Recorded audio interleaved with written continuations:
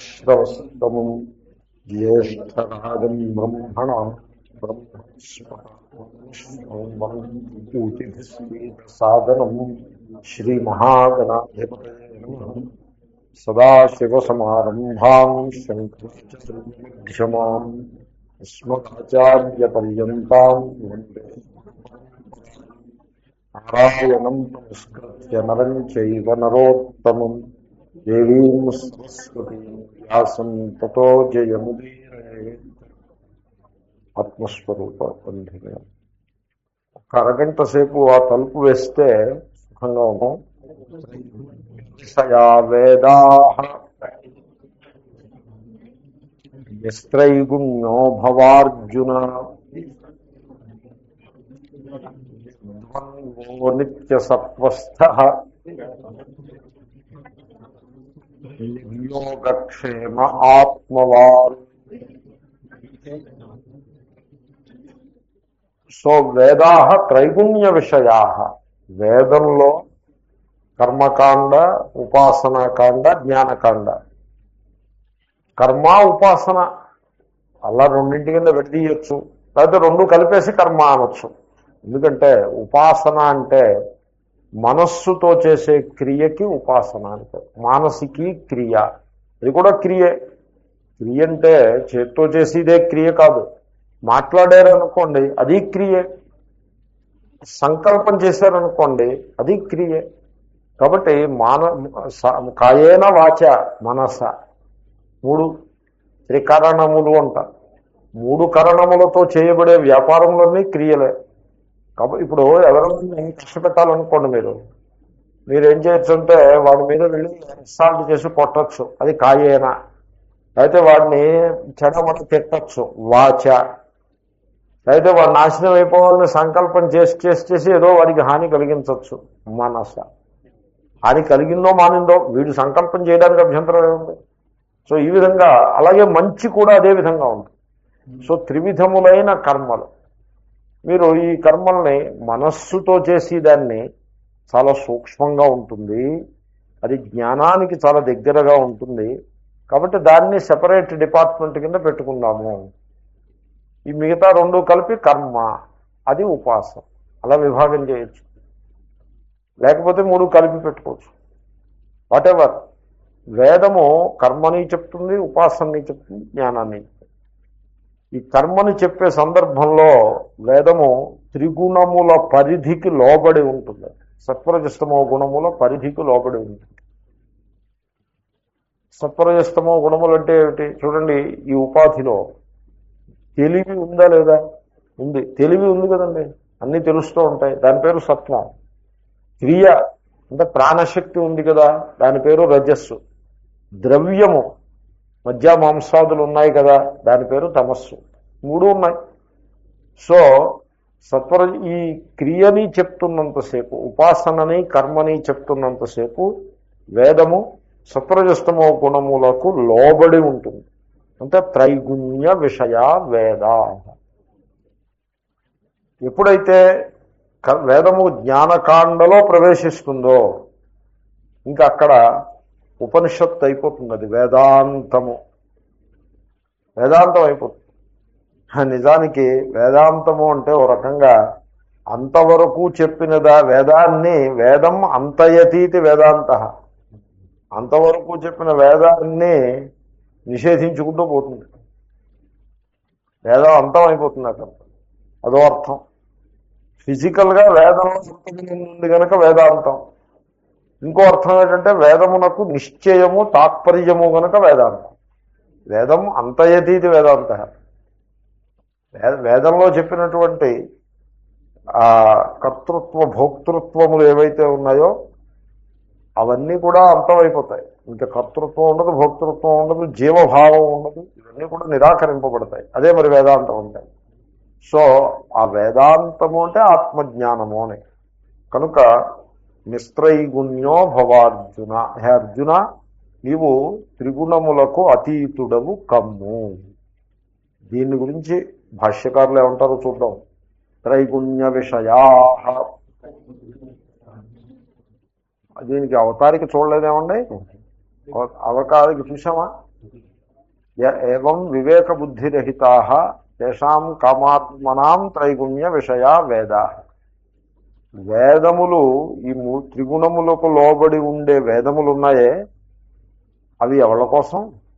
కామాత్మనాం, కోరికలు కోరడమే లక్షణంగా గలవారి కోసం చెప్పారు. వాళ్ళు అలాగెందుకున్నారు అంటే వివేక బుద్ధిరహిత. ఏవం వివేక బుద్ధిరహిత.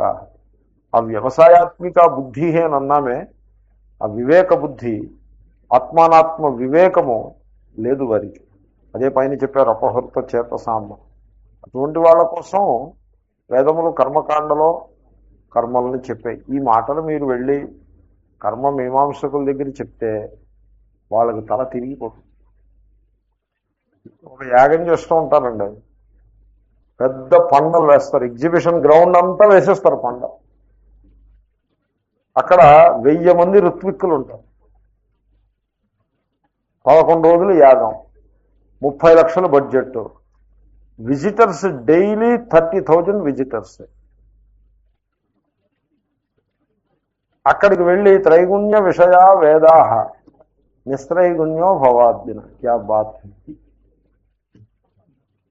అంచేతనే పెద్దలు గీతలో శ్రీకృష్ణుడు దీన్ని గమనించి చెప్తాడు. నబుద్ధి భేదం జనయేద్ అజ్ఞానం కర్మ సంజ్ఞానం చెప్తాడు. నువ్వు అలాంటి చోటికి వెళ్ళి వాళ్ళ శ్రద్ధను చెడగొట్టద్దని చెప్తాడు. ఎందుకంటే ఏదో శ్రద్ధతో చేసుకుంటున్నారు, చేసుకోండి. వాడు అది చేసి చలిసి అలసి సొలసి జిజ్ఞాస పొంది నీ దగ్గరికి వచ్చినప్పుడు చెప్పాలి, కానీ నువ్వు వెళ్ళి వాడి దగ్గరికి వెళ్ళి వాడి భుజం తట్టి చెప్పొద్దన్న. ఎందుకంటే అది సందర్భం ఏం కాదు, వాడికి అది అర్థం కాదు. You cannot understand. అంచేతనే టెంపుల్లో ఉపన్యాసం పెడతా ఉంటే నేను పెద్ద ఉత్సాహం చూపించాను. ఎందుకంటే టెంపుల్లో వాతావరణంలో కొంచెం ఇలాంటి ప్రాబ్లమ్స్ ఉంటాయి. పూజ్య స్వామీజీ నాతోటి చెప్పారు, టెంపుల్లో నువ్వు ఉపన్యాసం చెప్పబోయని చెప్పారు. నేను ఆశ్రమానికి వచ్చాను, చికాగో నుంచి వచ్చా. ఎక్కడికి వెళ్ళే ఉన్నారు? చికాగో వెళ్ళాను. ఎన్ని రోజులు? 5 రోజులు. ఏం చేసావు అంటే అక్కడ ఏదో భాగవతం చెప్పాను. ఎక్కడ అంటే టెంపుల్లో చెప్పాను. టెంపుల్లో చెప్పావా? వై ఎవర్ డన్ దాట్ అని దానికి ఆయనే సమాధానం చెప్పారు. నిన్ను పిలిచిన వాళ్ళు టెంపుల్లో ఆర్గనైజ్ చేసి ఉంటారు అన్నారు. అవునండి అన్న. అవును, అలాగే చేస్తారులే వాళ్ళు, ఎందుకంటే వాళ్ళకి డబ్బులు కలిసి వస్తాయని. బయట హాల్ అయితే ఆయన he knows everything.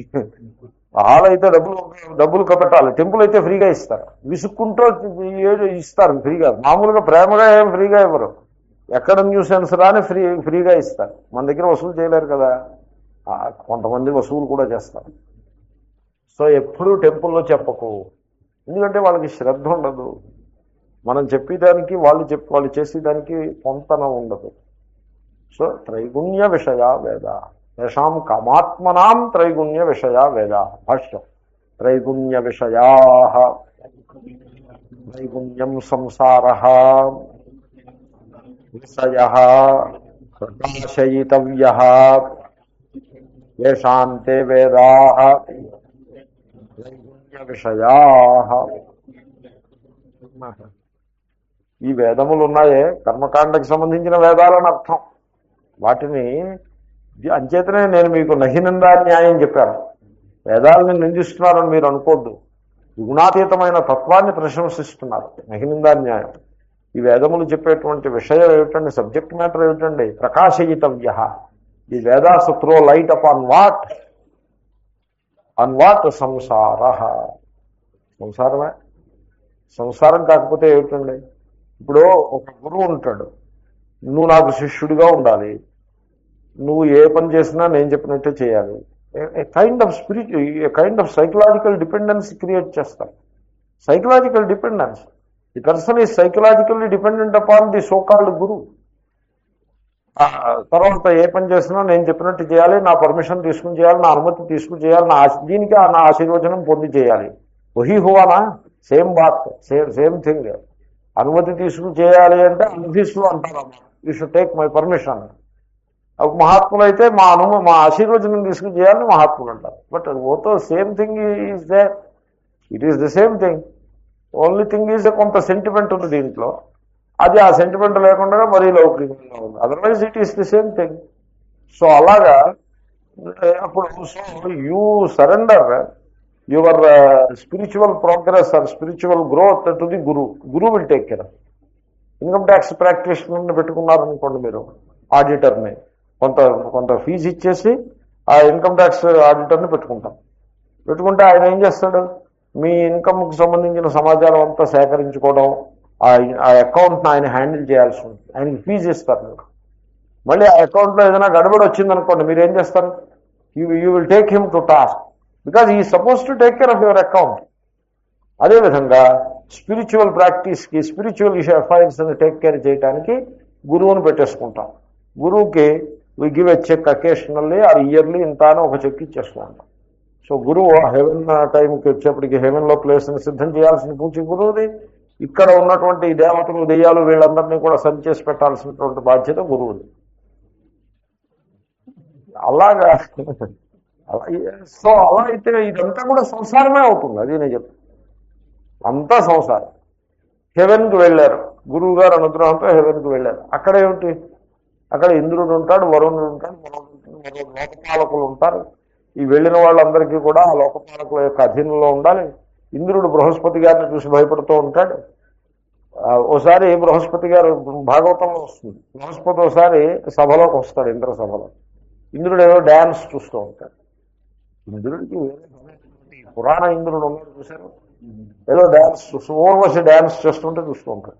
Urvashi dance చేస్తుంటే చూస్తూ ఉన్నాడంటే భోగపరాయణుడు కాకపోతే మరేమవుతాడండి. ఎనీవే, సో చూస్తుంటే ఈ లోపల బృహస్పతి గారు వచ్చారు. అక్కడికి ఆయన ఎందుకు పోనీ వస్తే ఆయన మర్యాద ఏం నిలబడుతుంది, అదే అయింది. ఆఖరికి మర్యాద నిలబడలేరు, రండి ఇలా కూర్చోండి. సో ఏమైంది, ఇంద్రుడు ఏదో హడావిడిలో ఉన్నా లేవలేడు. లేవకపోతే ఆయనకు ఆసనం ఇవ్వలేదు. ఎవరి హడావిడిలో వాళ్ళు ఉన్నారు. ఆయన కోపం వచ్చి చెప్పబెట్టకుండా వెళ్ళిపోతాడు. ఇంటికి వెళ్ళిపోయి ఇల్లు ఖాళీ చేసి స్వర్గాన్ని విడిచిపెట్టి వెళ్ళిపోతాడు. ఎవరో ఇంద్రుడికి చెప్తారు, బృహస్పతి గారు వచ్చేసి వెళ్ళిపోయారు. ఇంద్రుడి కోపం బాధపడతాడు. అయ్యో, నేను ఆయన వచ్చినప్పుడు లేవలేదు, ఆసనం కూడా ఇవ్వలేదు, పొరపాటు చేశాను, ఆ గురువు ఏడలు నేను అన్యాయం చేశానని బాధపడి వెళ్ళి ఆయన కాళ్ళు పట్టుకుందామని వెళ్ళేవాడికి ఆయన ఉండడం, ఉంటేగా కాళ్ళు పట్టుకోవడానికి. అప్పుడు ఇంక మళ్ళీ ఈ లోపల ఏదో పూజ ఏదో అవసరం అవుతుంది ఇంద్రుడికి. పురోహితుడు కావాలి కదా, గురువు కావాల్సి ఉంటుంది. ఈ అసలు గురువు ఏమో లేకుండా పోయినాడు, ఏం చేయాలి? అప్పుడు విశ్వకర్మ దగ్గర ఓ కొడుకు ఒకటి ఉంటాడు, వాడి పేరు త్వష్ట. ఆ త్వష్టని గురువుగా వరిస్తాడు ఈయన వెళ్ళి. అయ్యా, మీరు మా గురువుగా, సబ్స్టిట్యూట్ గురువుగా ఉండండి, ఈ కాంట్రాక్ట్ బేసిస్ మీద లెక్చరర్స్ని వేసుకుంటారు చూడండి.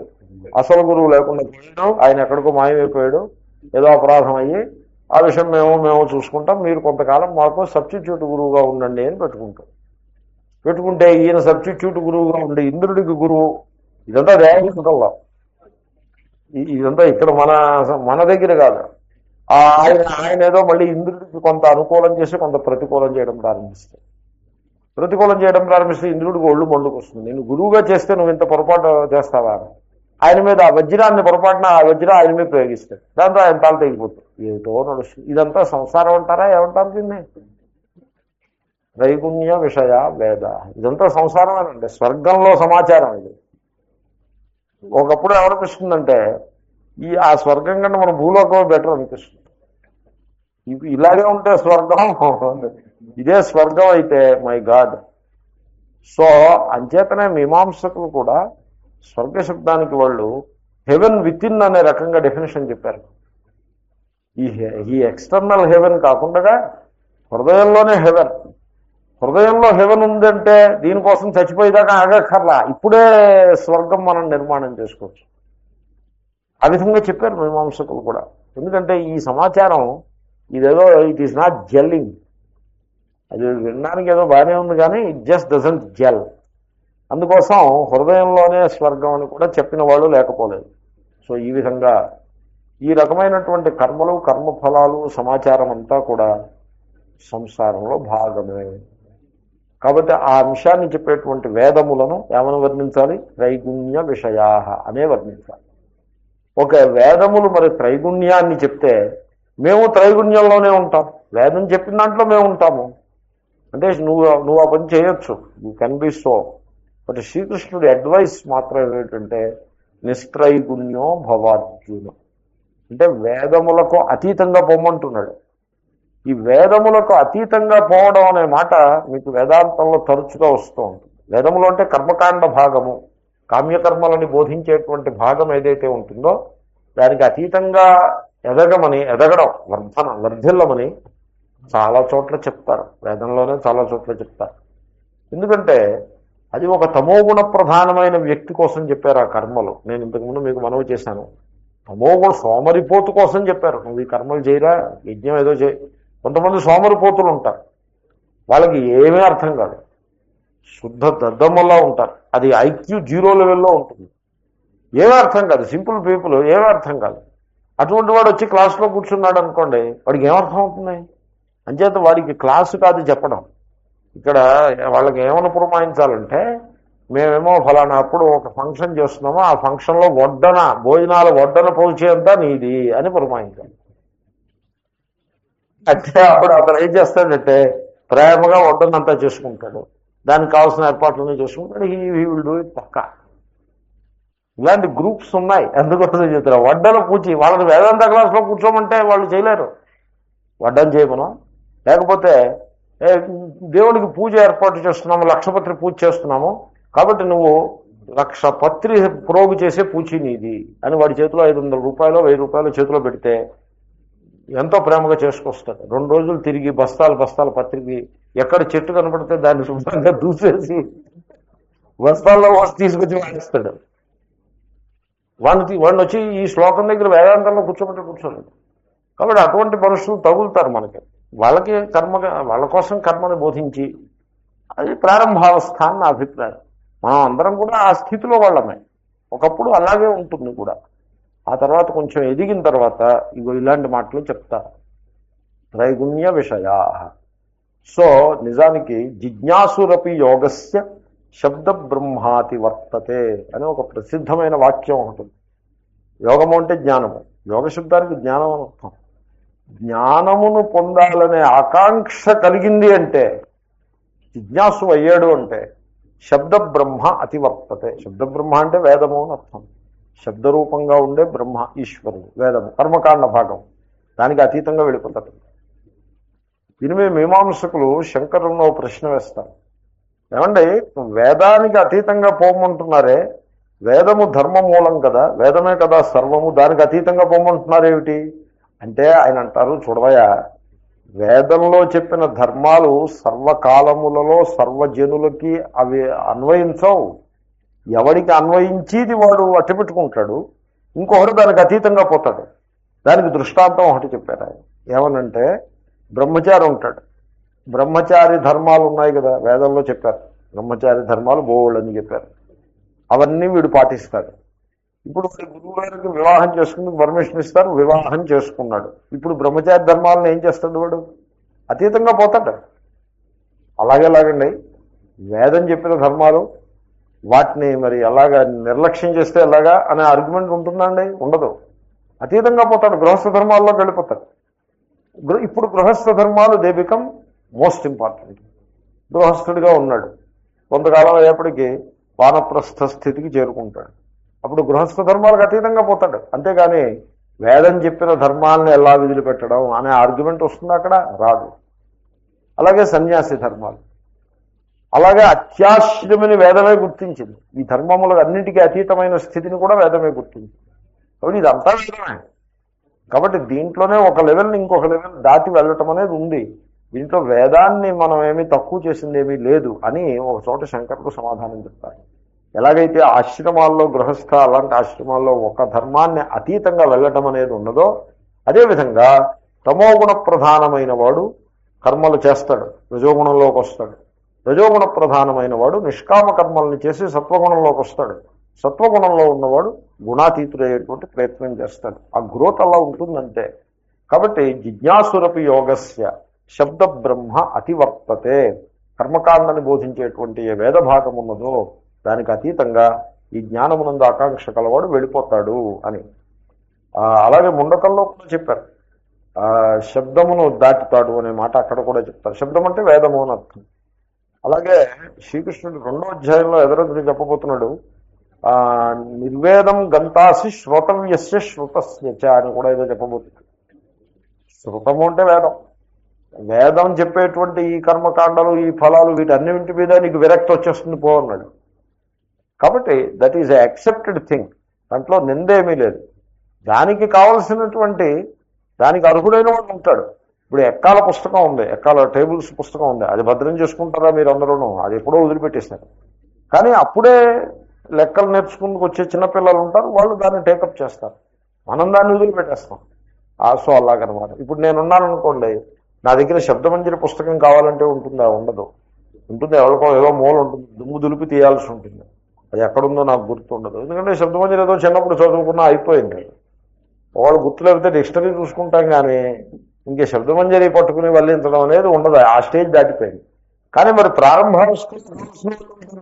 ఈ శబ్దమంజరి వేస్ట్ అంటే ఎక్కడ పోతుంది? కావాల్సిన వాళ్ళు ఉంటారు. అలాగే ఎవరో కావాల్సిన వాళ్ళు ఉంటారు కాబట్టి నేను వదిలిపెట్టిన పట్టుకుంటారంటే ఎక్కడ కుదురుతుంది? కాబట్టి సో దెర్ ఈజ్ నో నింద ఇన్వాల్వ్డ్ ఇన్ ఇట్. ఈచ్ స్టేజ్లో మనిషి దానికి తగ్గట్టుగా ఉంటాడు. సో త్రైగుణ్య విషయా వేదా. అయితే అర్జున నిస్త్రైగుణ్యో భవ.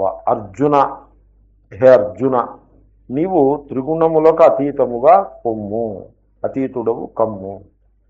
అర్జున అంటే అక్కడ అర్జున శబ్దానికి ఆర్జవం అని అర్థం ఉన్నది. అంటే తిన్నగా నిటారుగా ఉండి దాన్ని అర్జున వృక్షము అని. అర్జున వృక్షం అనే చెట్టు ఉంటుంది, ఇది తిన్నగా నిటారుగా ఉంటుంది. అగ్రే దీర్ఘతరోయమర్జునతరుహు అంటే కృష్ణ కర్ణామృతంలో ఒక శ్లోకం చాలా బాగా వర్ణిస్తాడు కవి లీలాశుకుడు. అగ్రే దీర్ఘతరోయమర్జున తరుహు అని మొదలు పెడతాడు. ఎలా తీసుకెళ్తాడో చూడండి, నాకంతా గుర్తులేదు, గుర్తొస్తుందో లేదో చెప్పలేను. అగో ఎదురుకుండా అల్లంత దూరంలో నిటారు అర్జున వృక్షం, అన్నిటికంటే ఎత్తైన వృక్షం, గుర్తుపట్టడం తేలిక. అది చూడమన్నాడు. చూశాను. అగ్రే దీర్ఘతరోయమర్జున తరుహు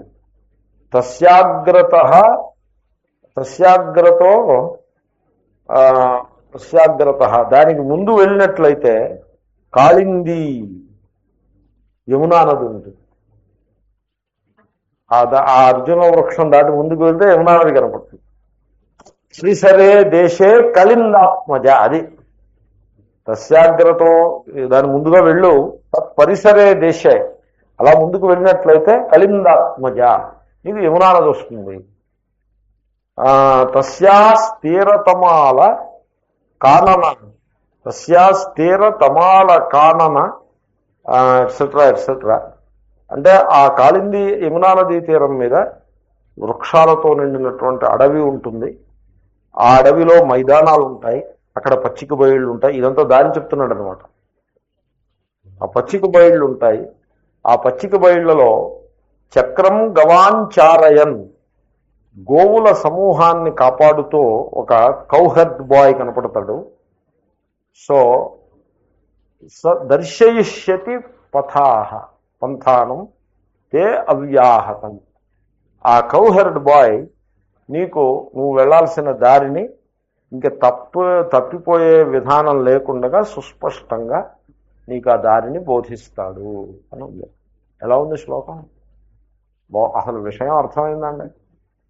మామూలుగా పల్లెటూరు అబ్బాయిని, ఈ పశువులు కాసే అబ్బాయిని అడిగితే దారి వాడు చెప్తాడు, వాడు కరెక్ట్గా చెప్తాడు. వాడిని అడగాలి. సూటు బూటు వేసుకుని వెళ్తున్న వాడిని మీరు దారి అడిగితే వాడు చెప్పలేడు. వాడిని అడిగితేనే చెప్తాడు, వాడే కరెక్ట్గా చెప్తాడు. దర్శయిష్యతి సతే పంథానం అవ్యాహతం, వాడు నీకు దారిని చూపిస్తాడు. ఆ దారిలో నువ్వు తప్పేటువంటి ప్రసక్తి లేదు. ఆ పశువుల కాపరిని పట్టుకో. ఆ పశువుల కాపరి ఆ కాళిందీ నదీ తీరమునందుండే పచ్చిక బయల్లో ఉంటాడు. ఆ కాళిందీ నది నీకు ఎలా వస్తుందంటే ఆ అర్జున వృక్షం పొడుగ్గా వెళ్తే వస్తుంది అని లీలాశుకుడు అంటాడు. సో అర్జున శబ్దానికి ఇలా నిటారుగా ఉండేటువంటి వృక్షం అర్థం. ఆర్జవాత్ అర్జున. అర్జునుడు పాపం చాలా స్ట్రైట్ ఫార్వర్డ్ పర్సన్. అంచేతనే శ్రీకృష్ణుడు నిస్త్రైగుణ్యో భవ, మతలబ్ మనిషి కాదు.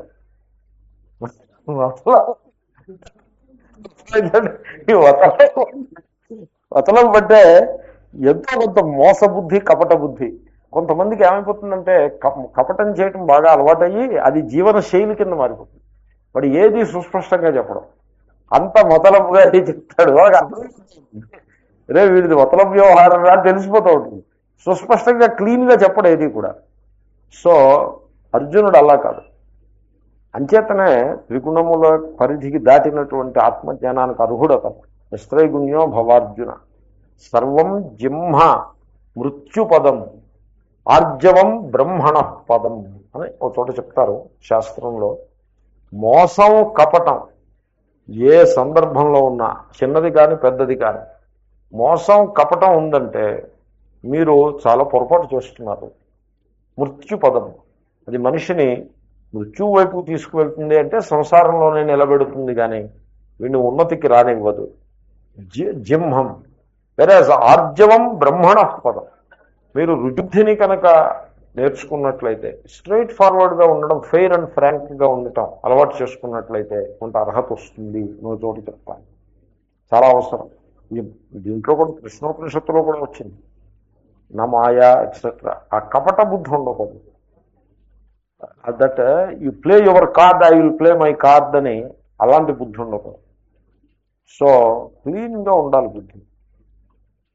ఎనీవే, అటువంటి స్వచ్ఛమైన అంతఃకరణ కలవాడికి మాత్రమే ఈ త్రిగుణ విషయము ఏదైతే కలదో సంసారము, దీని నుంచి బయటపడగలుగుతాం. ఈ సాధ్య సాధనములు, ఈ కర్మ ఈ ఫలం, ఈ కర్మ ఈ ఫలం, ఎంతసేపు కర్మ కర్మఫలం, కర్మ కర్మ, ఎంతసేపు అదే లెక్క. అలాగా అది లోక వ్యవహారంలోనూ ఈశ్వరుడి దగ్గర కూడా ఒక వర్తకం నడిపించినట్టుగా నడిపిస్తే అది పద్ధతి కాదు. అలాగా ఉండరాదు. ఎప్పటికైనా మనిషి దాని నుంచి బయటపడాలి. నిస్త్రైగుణ్యో భవ అర్జున. అర్జున నిస్త్రైగుణ్యో భవ. చాలా దురదృష్టం ఏమంటే నిష్కామ కర్మయోగము అనే దాన్ని మనకి సమాజంలో అసలు దాన్ని ఎవడు చెప్పట్లేదు. అందరూ కామనలని ప్రోత్సహించే పని కట్టుకున్నారు. శాస్త్రంలో ఏమని చెప్పారంటే, నువ్వు కామనని ప్రోత్సహించవద్దు. ఎదరవాడు వాడికి ఉండే స్థాయి తక్కువ అవ్వడం చేత, వాడికి అవగాహన తక్కువ ఉండడం చేత, ఇంకా మనస్సులో వాడికి కామనలు దృఢంగా ఉన్న కారణంగా వాడు కామనా మార్గంలో నడిస్తే వాడికి ఏదైనా హెల్ప్ చేయమంటే చెయ్యి. అంతేగాని నీవు పని కట్టుకుని కామనని మాత్రం ప్రోత్సహించొద్దని చెప్పారు.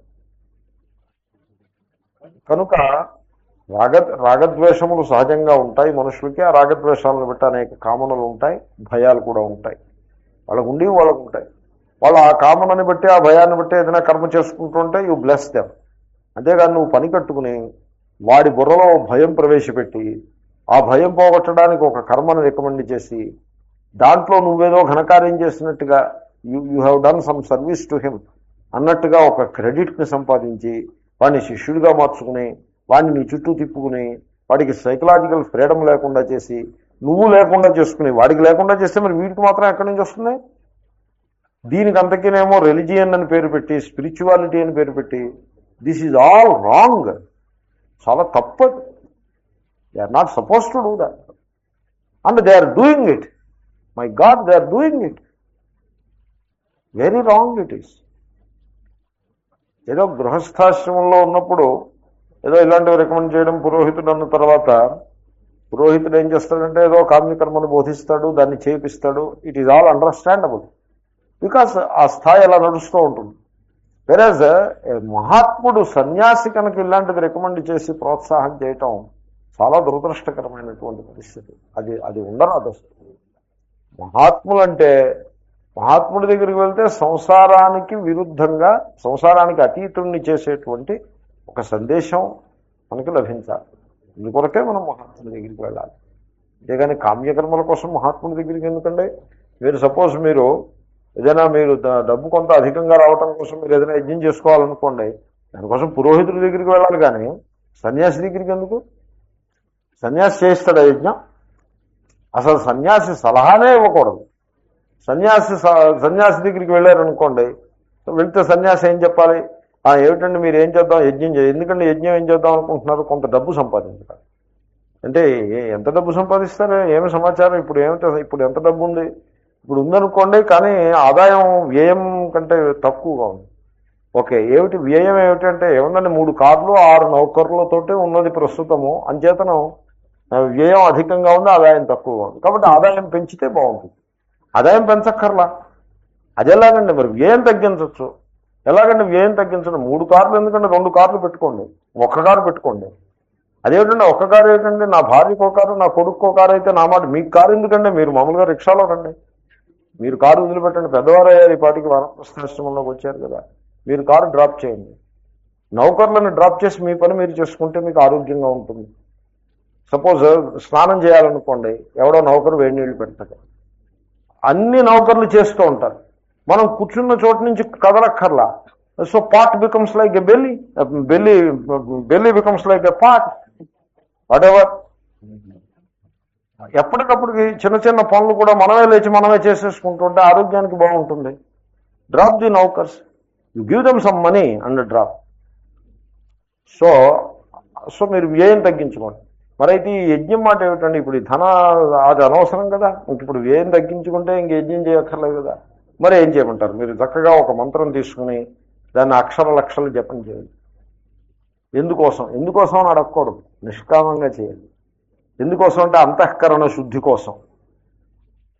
అది ఎలా ఉంటుంది మీరు చేస్తే మీకే తెలుస్తుంది అని మహాత్ములు అన్నవాళ్ళు ఇలా చెప్పాలి. అంతేగాని వాళ్ళని మరింత సంసారంలోకి తోసి పని చేయకూడదు. నిస్త్రైగుణ్యో భవార్జున అలా చెప్పాలి. సలహా చెప్తే అలా చెప్పాలి. అలా సలహా చెప్పారనుకోండి, వాడు కృతార్థుడవుతాడు. ఈ మహాత్ముడిగా ఉన్నందుకు వీడికి ఒక స్థాయి ఉంటుంది.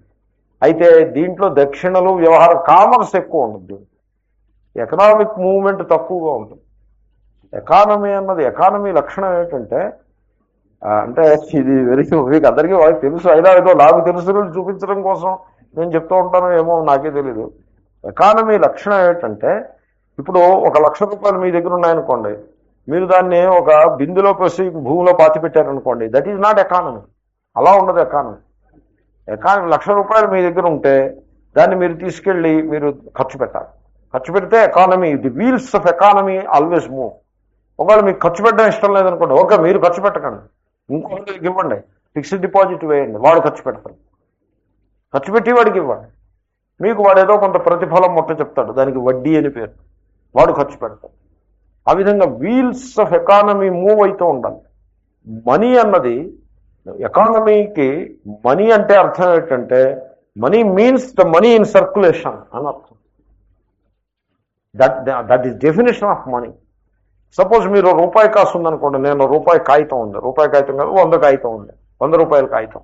అది నాకు ఎవరో నా చేతికి ఇస్తే నేను తీసుకెళ్ళి దీంట్లో పెట్టి మర్చిపోతే ఈ లోపల దేహత్యాగం అయింది. ఆ పుస్తకం అలా పడిపోయింది, ఇంకెవరికీ అక్కర్లేదు, ఆ పుస్తకం అలా ఉంది. Is that money? No, that is not money. దానికి మనీ అనే పేరు ఉండదు. అది ఎప్పుడు మనీ ఎప్పుడవుతుంది? దాన్ని తీసుకెళ్ళి ఒకడికి ఇచ్చి ఖర్చు పెడతాం. Money it has to rotate. కాబట్టి ఎకానమీ అన్న దాంట్లోకి మనం స్పిరిచువాలిటీని తీసుకెళ్ళకూడదు. They are 2 different things. నిస్త్రైగుణ్యం భవార్జున. సో నిస్త్రైగుణ్య అంటే అర్థం ఏంటి? శంకరులు దాన్ని సింపుల్గా చెప్పారు, నేను కొంచెం విస్తారంగా చెప్తాను. అందాము. వంతు నిస్త్రైగుణ్యో భవా అర్జున నిష్కామో భవా ఇత్యర్థః. To on the other hand, వేదాలు ఉన్నాయి, త్రైగుణ్యమే విషయముగా కలిగిన వేద భాగం ఉన్నది. You don't worry about it, you just leave it alone. You become నిస్త్రైగుణ్య అంటే నిష్కామ భవ అని సింపుల్గా చెప్పారు. త్రైగుణ్యం అర్థం ఏంటంటే, చూడండి, సత్వరజస్తమో గుణాలు 3 గుణాలు కదా. మీరు దేహముతోటి తాదాత్మ్యాన్ని చెందితే అది, దాన్ని ఏమంటారంటే తమో గుణమునకు లోబడి ఉండుట అని అంటారు. కాబట్టి మీరు తమో గుణానికి అతీతంగా అవ్వాలంటే ఏం చేయాలి? దేహము ఎడల సాక్షి భావంతో నిలిచి ఉండాలి. దేహ తాదాత్మ్యంతో జీవించనే రాదు. అది నిస్త్రైగుణ్యో భవ అన్న దాంట్లో ఫస్ట్ స్టెప్. దేహ తాదాత్మ్యంతో జీవించనే రాదు. ఓ మహాత్ములు ఉండేవారు, నిసర్గదత్త మహారాజ్ అని. ఆయన దగ్గరికి వెళ్ళి ప్రశ్న వేసినప్పుడు వీడు ప్రశ్న కనుక దేహ తాదాత్మ్యం బేసిస్ మీద వేస్తే నేను ప్రశ్నకి సమాధానం చెప్పను అనేవారు. కాబట్టి మీరు వేసి ప్రశ్నలో you take yourself to be a person identified with the body and then put a question. No answers will be given to that question. Suppose మీరు వెళ్ళి, అయ్యా మహాత్మా, నా భార్య నా చెప్పు చేతుల్లో ఉండటం లేదు, ఏదైనా మీరు ఉపాయం చెప్తారా అని అడిగారు అనుకోండి. సపోజ్ ఒక పెద్ద మనిషి వెళ్ళి అడిగాడు అనుకోండి, he will not answer that question. ఎందుకని? దేహ తాదాత్మ్యాన్ని బట్టి వచ్చింది ఆ క్వశ్చన్. ఎందుకంటే నేను దేహమైనప్పుడు ఆమె నా భార్య అవుతుంది. ఇప్పుడు భార్య అంటే వైఫ్ అన్నప్పుడు whose wife? Body's wife, body's father, body's mother. So నువ్వు మై వైఫ్ అని నువ్వు అంటున్నావంటే you are identified with the body and therefore you call her your wife based on body identification and then you have a problem in that area and you want a solution from me. No, I will not answer that question. Suppose Mahatma, ఈ మధ్య నా మనస్సులో చాలా కలతగా ఉంటుంది, ఎందుకంటే ఏదో మనస్సుకి బెంగగానో అది ఉంటుంది అని మీరు ప్రశ్న వేశారనుకోండి, I will not answer the question. అదేమండి, అదెందుకు ఆన్సర్ చేయడంటే, నువ్వు మనస్సుతోటి తాదాత్మ్యాన్ని నేను ఎవడు చెందమన్నాడు? You are not suppose to identify with the mind. Mind is a physical thing. ఏమంటే మీకు ఒక్కటే త్రైగుణ్యాకి నిస్త్రైగుణ్యాకి మీకు ఒక్కటే నేను యాసిడ్ టెస్ట్ చెప్తా. బయట జరిగే పరిస్థితుల్ని బట్టి ఇక్కడ మార్పు వస్తే అది త్రైగుణ్యం, బయట జరిగే పరిస్థితులను బట్టి ఇక్కడ మార్పులు రాకపోతే అది నిస్త్రైగుణ్యం. ఇప్పుడు బయట పరిస్థితులను బట్టి ఇక్కడ మార్పులు రావటము అనే అంశంలో బయట ఎండ బాగా పెరిగిపోయింది అనుకోండి, ఇక్కడ మార్పులు వస్తాయి రావా? దేహంలో మార్పులు వస్తాయి. కాబట్టి దేహము త్రిగుణములలో భాగము. బయట పరిస్థితులు మారినప్పుడు ఇంద్రియాల్లో మార్పులు వస్తాయి. కాబట్టి ఇంద్రియాలు త్రిగుణములు. ఇంద్రియాల్లో మార్పులు రావు. మరి బయట కాలం ప్రవాహంలో కన్ను చూపడం మానేస్తుంది. సూర్యుడికేసి కన్ను చూడలేదు, చీకటి పడిపోతే కన్ను చూడలేదు, అక్కడ పెద్ద గోల అయితే చెవికి ఇంకేది వినపడదు. కాబట్టి బయట పరిస్థితులను బట్టి ప్రభావితమయ్యేది ఏదైనా త్రిగుణములలో పడుతుంది.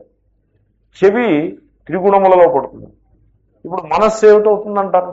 బయట పరిస్థితులను బట్టి మనస్సు ప్రభావితం అవుతుందా కదా? అవుతుంది. కాబట్టి మనస్సు కూడా త్రిగుణాత్మకమే, అది కూడా physical thing only. It is getting influenced by the outward situation. కాబట్టి మనస్సు కూడా త్రిగుణమే. నా స్వరూపంలో బయట దాని చేత ప్రభావితమయ్యేది ఏదీ లేదు, అది నా స్వరూపము. అంటే ఇంకా నా స్వరూపం ఎక్కడ ఆరంభం అవుతుందో తెలుసునండి, నేను అనే వృత్తితో ఆరంభం అవుతుంది. That is the window to the truth. నేనుతో ఆరంభం అవుతుంది. ఎందుకంటే బయట అనుకూలంగా ఉన్నా నేను ఉంటుంది, ప్రతికూలంగా ఉన్నా నేను ఉంటుంది. ఈ మారే సర్వము కూడా నేను చుట్టూ పరిభ్రమిస్తూ ఉంటుంది. కాబట్టి నేను it is the common underlying reality. ఆ నేను అనే వృత్తి బయట పరిస్థితులు అన్నింట్లోనూ సమానంగా ఉంటుంది. అంటే ఇప్పుడు ఎలాగనమాట, బయట పరిస్థితులు ఒకప్పుడు ఉండి ఒకప్పుడు లేకపోవటము అనేది నేను ఉండదు జాగ్రత్త అవస్థలో. ఫైనల్గా నేను కూడా పోతుంది. నేను is the ultimate, it is not. నేను is the beginning of the reality, window to the reality. నేను ఏ సోర్స్ నుంచి ఆవిర్భవిస్తుందో that is the truth and that is the atma and that is not influenced by the outside moment. నిస్త్రైగుణ్య. So ఆ మహాత్ములు వేసిన ప్రశ్నకి నిసర్గదత్త మహారాజుకి ప్రశ్న అడిగితే, నీవు దేహాధ్యాసతోటి వేసే ప్రశ్న ఏదైనా నేను సమాధానం చెప్పను. ఒకతను వచ్చి అడిగారు, నాకు బాగా గుర్తు. వన్ పర్సన్ ఆస్క్డ్ మీ, నేను ఆత్మజ్ఞానాన్ని పొందటానికి ఆ మార్గంలో సాధన చేసుకుంటున్నాను, నేను ఇప్పుడు మళ్ళీ జర్మనీకి వెళ్ళిపోవచ్చా, ఇండియాలోనే ఉండాలా అని అడిగాడు. అడిగితే he refuse to answer the question and కోప్పడతారు కూడా. ఇలాంటి సిల్లీ ప్రశ్నలు నేను ఆన్సర్ చేయనంటారు. ఆయన ఏమంటాడంటే, నాకు నీరసంగా ఉంది, నాకు ఒంట్లో ఓపిక లేదు, చాలాగా నీరసం వస్తుంది, నేను మాట్లాడలేకపోతున్నాను, ఇలాంటి సిల్లియెస్ట్ ప్రశ్నలు వేసి మీరు నా టైం వేస్ట్ చేయొద్దంటారు. ఏమిటండి సిల్లీ ప్రశ్న అంటే, నీవు ఇండియాలో ఉండడం జర్మనీకి వెళ్ళడం అన్నది దేహాధ్యాసను బట్టి వచ్చింది కానీ మరొకటి కాదుగా. ఇండియాలో ఉన్నది ఎవళ్ళు? నువ్వా? నా దగ్గరికి వచ్చి అలాంటి ప్రశ్న వేస్తావు? నువ్వా ఇండియాలో ఉన్నది, దేహమా? దేహం ఇండియాలో ఉంది అంటే దేహమే నేను అనుకుని ప్రశ్న వేస్తున్నావు కదా. I want answer that question. Use to do that. మరి ఇంకేమని ప్రశ్న వేయాలి? ఏమండి, దేహాధ్యాస తొలగిపోవాలంటే ఏం చేయాలి? Okay, he will answer. మనస్సులో వచ్చేటువంటి భేద ఈ పరివర్తనలు ఏవైతే ఉన్నాయో వీటి చేతన నేను ఏ రకంగా ప్రభావితం కాకుండా ఉండాలంటే ఏం చేయాలి? He will answer that. Away answer చేస్తాను. వాటే విషం నిస్త్రైగుణ్యో భవాత్. త్రైగుణ్యంలో పడి కెట్టుమిట్టులు అడిగేదానికి నువ్వు ప్రశ్న వేయడం నేను చెప్తూ ఉండడం వద్దు. ఇంకా ఆ పనే మానేమన్నారు. త్రైగుణ్యం నుంచి బయటపడి మాట ఏదైనా నువ్వు మాట్లాడి నేను చెప్తా ఓపెన్. ఎందుకంటే కన్సర్వ్ చేసే ఎనర్జీ కన్సర్వ్ చేసి చెప్పేవారు ఆయన. ఆఖరి రోజుల్లో క్యాన్సర్ వచ్చి మాట్లాడలేకపోయేవారు అప్పుడు అన్న మాట. సో ఆ విధంగా నిస్త్రైగుణ్యో భవార్జున. సో నిస్త్రైగుణ్యం అవడం ఎలాగా? తమోగుణ కార్యమైన దేహమునందు అహం మమ అనే అభిమానము లేకుండుట. నెంబర్ 1 అర్థమైందండి అది. నెంబర్ 2, రజోగుణ కార్యమైన క్రియలయందు అహం మమ అనే అభిమానము లేకుండుట. క్రియలయందు అహం అభిమానం అంటే ఏమిటి? నేను కర్తని. క్రియలయందు మమాభిమానం అంటే ఏమిటి? నాకు కర్మఫలం కావాలి. అహం అంటే కర్త, మమ అంటే భోక్త. It is what it is. కాబట్టి నేను కర్తని, నాకు కర్మఫలం కావాలి అంటే మీరు రజోగుణమునకు లోబడి ఉన్నట్టు లెక్క. ఇప్పుడు రజోగుణానికి అతీతంగా వెళ్ళాలంటే కర్తృత్వ భోక్తృత్వములను ఈశ్వరునికి సమర్పించి వేయుట. నేను కర్తను కాదు, భోక్తను కాదు. తర్వాత సత్వగుణమునకు అతీతముగా వెళ్ళాలి. సత్వగుణంలో ఉండమని చెప్తున్నాడు ఆయన ఇక్కడ, నిత్య సత్వస్థ. ఎందుకని సత్వగుణంలో ఉండమని ఎందుకు చెప్పాడంటే, సత్వగుణ ప్రధానంగా జీవిస్తూ ఉంటే రజోగుణ తమో గుణములపై నీకు విజయం లభిస్తుంది. ఆ తర్వాత సత్వగుణాతీతుడు అవటం అన్నది ఇంక అక్కడ ఎఫర్ట్ ఉండదు. ఎఫర్ట్ ఉంటే ఇంకేమిటండి, అది గుణాల్లో పడింది కదా, గుణ ప్రవాహంలో ఉన్నట్టే. ప్రయత్నం ఉండదు ఇంకా. తనంత తానుగా it happens. You don't make it happen, it happens. అంటే ఇంకక్కడ సాధన అనే స్థితి ఆగిపోతుంది అక్కడికి. తనంత తానుగా ఆ సత్వగుణంలో నిలిచి ఉంటే తనంత తానుగా మీరు గుణాతీతులు అయిపోతారు. అందుకోసం నిత్య సత్వస్థ అని చెప్తున్నారు. తర్వాత ఇంకో అంశం ఏమిటంటే, జ్ఞాతను నేను అని మీరు అనుకుంటున్నంతసేపు, అంటే ఏమిటి? జ్ఞానము ఆత్మజ్ఞానము కలదు, నేను ఆత్మజ్ఞానాన్ని పొందాల్సిన జ్ఞాతను అని మీరు అనుకుంటున్నంతసేపు మీకు జ్ఞానం కలగదు. ఎందుకంటే జ్ఞానము, ఆత్మజ్ఞానంలో జ్ఞాత, జ్ఞేయము, జ్ఞానము అనే విభాగం లేదు. ఆ విభాగము సత్వగుణ ధర్మం. మీరు ఏదైనా ఘటాన్ని తెలుసుకుంటున్నారనుకోండి, నేను తెలుసుకునేవాడను, ఘటము తెలియబడేది. జ్ఞాతృజ్ఞేయ విభాగము అది జ్ఞానము మీద ఆధారపడిన విభాగం గనక అది సత్వగుణ ధర్మం. జ్ఞానమంతా సత్వగుణంలోనే లభిస్తుంది. కాబట్టి తెలుసుకునేవాడను, తెలియబడేది అనే విభాగం మీలో ఉన్నంత కాలము మీరు సత్వగుణాల్లోనే ఇంకా బంధింపబడి ఉన్నారు అని అర్థం. అంటే దీని అర్థం ఏంటంటే, చేతనే మహాత్ములు చెప్తారు, ఏమని చెప్తారంటే, నాకు ఆత్మజ్ఞానం ఎప్పుడు వస్తుందో అని నువ్వు బెంగగా ఉన్నంతకాలం నీకు ఆత్మజ్ఞానం రాదు. ఇది ఎలాగంటే, నాకు నిద్ర ఎప్పుడు పడుతుందో రా దేవుడా అని మీరు బెంగ పడుతున్నంతసేపు మీకు నిద్ర పట్టదు. నిద్ర పట్టాలంటే ఏం చేయాలి? ఆ బెంగని డ్రాప్ చేయాలి. నిద్ర పడితే కానీ అది డ్రాప్ అవ్వదు, అది డ్రాప్ చేస్తే కానీ నిద్ర పట్టదు అనే సైకిల్లో మీరు ఇరుక్కోవద్దు. ఇలాంటి లాజికల్ సైకిల్స్ పెట్టుకోకూడదు. Don't go for that. You drop it, that's it. How అని అడగద్దు. Do it now, do it and sleep, that's all. అది హౌ అని అలాంటి లాజిక్లో ద్వైత అయిపోతాడు. ద్వైత అంటే ఇలాంటి ప్రశ్నలే వేస్తారు. అబ్బా ఎంత గొప్ప ప్రశ్న వేసావంట. నిజమేనయ్యా, నువ్వు చాలా గొప్ప ప్రశ్న వేసావు. నేను ఆ ప్రశ్నకి సమాధానం నేను చెప్పను. నీ దారిని నువ్వు వెళ్ళు, నా దారిని నేను వెళ్తానంటే వాడు ఎప్పుడు బాగుపడేది? When he will come to know. కాబట్టి ప్రశ్న కాదు అక్కడ పాయింట్. ప్రశ్న వేయగలగడం ప్రశ్న, that is not the point. The point is you do it, that's all. How, don't ask how, do it, that's all. కళ్ళు మూసుకుని ఒక చోట ఏకాంతంగా కూర్చోవయా అంటే అది ఎలాగండి అని అడిగాను అనుకోండి, ఎలాగంటే ఏం చెప్తాం? Go and do it. కాబట్టి ద స్పిరిచువల్ ఇన్సెక్యూరిటీ అని అంటారు, యాంగ్జైటీ, స్పిరిచువల్ యాంగ్జైటీ. అందరూ చెప్పేవారు ఈ మాట, మహాత్ములు అందరూ చెప్తారు. నీలో స్పిరిచువల్ యాంగ్జైటీ ఉన్నంత కాలం నీకు ఆత్మజ్ఞానం రాదు. నువ్వు ఎప్పుడు పోతుంది స్పిరిచువల్ యాంగ్జైటీ అంటే, నేను ఆత్మజ్ఞానాన్ని కొత్తగా పొందాల్సింది కాదు, నేను ఆత్మజ్ఞాన స్వరూపుడను, ఆత్మజ్ఞానమే నా స్వరూపం, కొత్తగా నేను పొందాల్సింది ఏమీ లేదు అని ఆ సత్యాన్ని మీరు గుర్తించడం ప్రారంభించారనుకోండి, అప్పుడు ఏమిటవుతుంది? ఈ యాంగ్జైటీ పోతుంది. ఈ యాంగ్జైటీ పోవడమే జ్ఞానం అండి. కాబట్టి ఆ విధంగా ఆ సత్వగుణాన్ని కూడా మీరు అతీతంగా వెళ్లాల్సి ఉంటుంది. మూడింటి యందు, తమోగుణ కార్యమైన దేహమునందు, రజోగుణ కార్యమైన క్రియల యందు, సత్వగుణ కార్యమైనటువంటి భోగం కూడా సత్వగుణం.